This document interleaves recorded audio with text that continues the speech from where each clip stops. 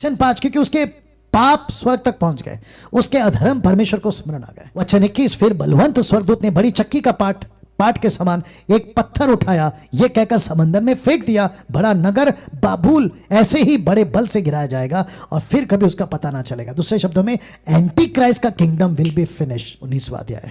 अब दोस्तों यहां पे आ रहे हैं यीशु मसीह। देखिए कैसे। वचन 11, फिर मैंने स्वर्ग को खुला हुआ देखा, देखता हूं कि एक श्वेत घोड़ा है, उस पर एक सवार जो विश्वास योग्य और सत्य कहलाता है, और वो धर्म के साथ न्याय और लड़ाई करता है।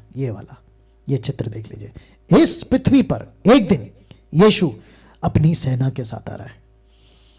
वचन 12, उसकी आंखें आग की सी ज्वाला, उसके सिर पर बहुत से राजमुकुट, उसका एक नाम उस पर लिखा हुआ जिसको उसको छोड़ कोई नहीं जानता, लहू में डुबोया हुआ वस्त्र पहने, उसका नाम परमेश्वर का वचन, आदि में वचन, वचन परमेश्वर के साथ और वचन परमेश्वर। याद आ गया आपको।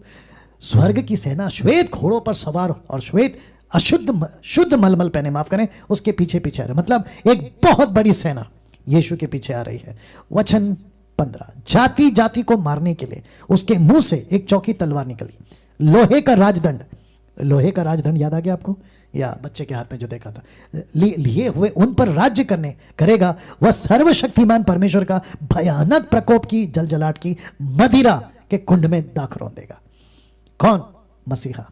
और लिखा है वचन 16 में, उसके वस्त्र और जांघ पर यह नाम लिखा है, राजाओं का राजा और प्रभुओं का प्रभु। यही वजह है कि यीशु को हम राजाओं का राजा, प्रभु का प्रभु बुलाते हैं ना। दोस्तों ये चित्र देख लीजिए, क्योंकि वचन 19 कहता है, फिर मैंने उस पशु और पृथ्वी के राजाओं, उनकी सेनाओं को उस घोड़े के सवार उसकी सेना से लड़ने के लिए इकट्ठे देखा। याद आ गया आपको? और वो पशु और उसके साथ वह झूठा भविष्यवक्ता पकड़ा गया, जिसने उसके सामने ऐसे चिन्ह दिखाए थे जिनके द्वारा उसने उनको बरमाया, जिन पर पशु की छाप थी, जो उसकी मूर्ति की पूजा करते थे। शब्द पे ध्यान देना, ये दोनों जीते जी उस आग की झील में जो गंधक से जलती है डाले गए। एंटी क्राइस्ट और फॉल्स प्रॉफिट और उसकी पूजा करने वाले सारे के सारे आग की झील में डाल दिए गए। This is the final. ये है उनका एंड। अब मैं आपसे पूछता हूं, क्या आपको एंटी क्राइस्ट का स्टैम्प लेना है? नहीं। ये सब सुनने के बाद क्या आप उसके पीछे चलना चाहोगे? बिल्कुल नहीं।